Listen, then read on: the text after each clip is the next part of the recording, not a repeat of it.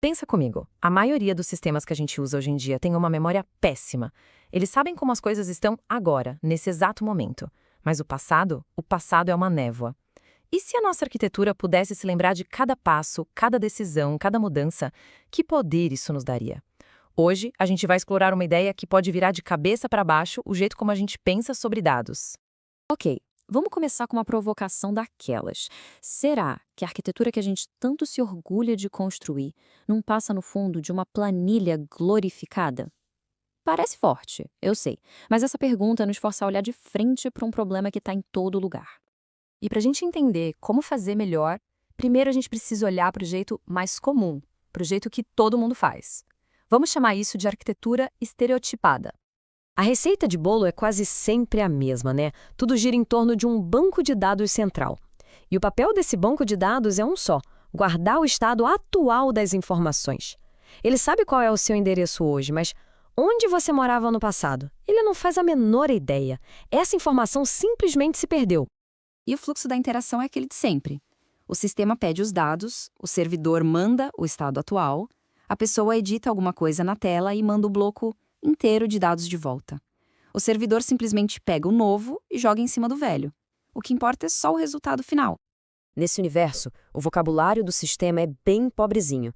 Ele só entende 4 verbos: criar, ler, atualizar e apagar. O famoso CRUD. Todo o contexto rico do negócio, a intenção por trás daquela mudança, tudo isso se perde no meio do caminho. E isso leva a um problema que tem nome e sobrenome, batizado pelo Martin Fowler como modelo de domínio anímico. É quando os nossos objetos de negócio viram só uns saquinhos de dados, sabe? Com um método só para pegar e definir informação, sem nenhuma inteligência de verdade. A lógica do negócio acaba toda espalhada e a intenção se perde completamente. Então, como a gente foge disso? O primeiro passo é uma mudança de mentalidade. É parar de pensar só nos dados e começar a capturar a real intenção de quem está usando o sistema. E é aqui que entra um conceito fundamental, o comando. Pensa num comando como um objeto que carrega essa intenção. Ele não chega para o sistema e fala: "Ei, os novos dados são esses." Não. Ele diz: "Sistema, execute essa tarefa específica para mim." É uma mudança total de perspectiva. E essa comparação aqui na tela mostra o poder disso. Em vez de um genérico atualizar endereço do cliente, a gente passa a ter um realocar cliente, que carrega todo um processo de negócio por trás. A gente sai do o quê e finalmente começa a capturar o porquê.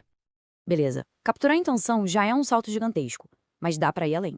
E se a gente levasse essa especialização a um outro nível, separando de vez as tarefas de escrita das de leitura? É aí que entra um padrão chamado CQRS, segregação de responsabilidade de comando e consulta. A ideia central do CQRS é até que simples, mas é muito poderosa. O modelo que a gente usa para mudar o estado do sistema, ou seja, os comandos, tem que ser separado do modelo que a gente usa para ler esse estado, as consultas. Porque vamos combinar, escrever e ler são trabalhos completamente diferentes. Aqui dá para ver bem essa divisão. Antes, a gente tinha um serviço faz-tudo, tipo um customer service, que se virava para ler e para escrever.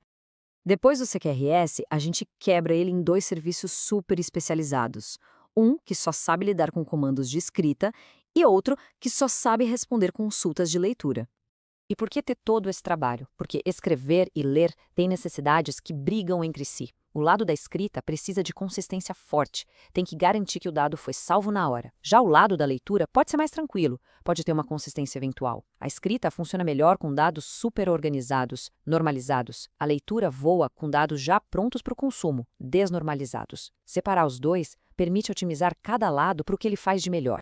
E isso nos leva à ideia final, a mais transformadora de todas. E se em vez de guardar só a foto do estado atual, a gente guardasse um filme de tudo o que já aconteceu no sistema? O nome disso é Event Sourcing. É um jeito de guardar os dados onde toda e qualquer mudança é salva como uma sequência de eventos. A gente não salva o resultado final, a gente salva cada passo que levou até ele. É como o livro Razão de um Contador, que registra cada transação uma após a outra. Vamos pegar um exemplo prático. A história de um pedido no e-commerce não é um registro único, parado no tempo. É um fluxo de eventos.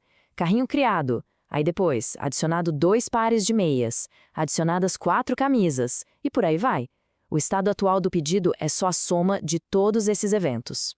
E agora vem a parte mais radical. E talvez a mais genial. No mundo de event sourcing, não existe apagar. Os dados nunca são deletados de verdade. Isso preserva o histórico completo e imutável do sistema. Então, como é que a gente apaga um item? A gente não apaga, a gente adiciona um novo evento que reverte um evento anterior.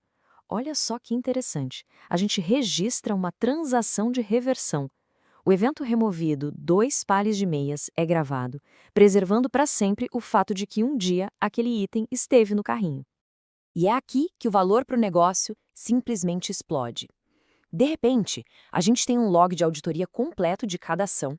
A gente ganha a habilidade de depurar problemas só rebobinando a história.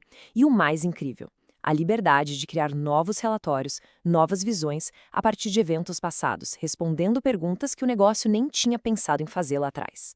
E essa é a grande recompensa.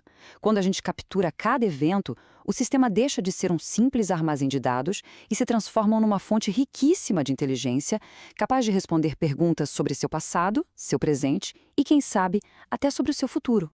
E, para a gente fechar, fica a reflexão. Que perguntas os nossos sistemas poderiam responder se eles nunca, jamais esquecessem o passado? Que possibilidades a gente conseguiria descobrir?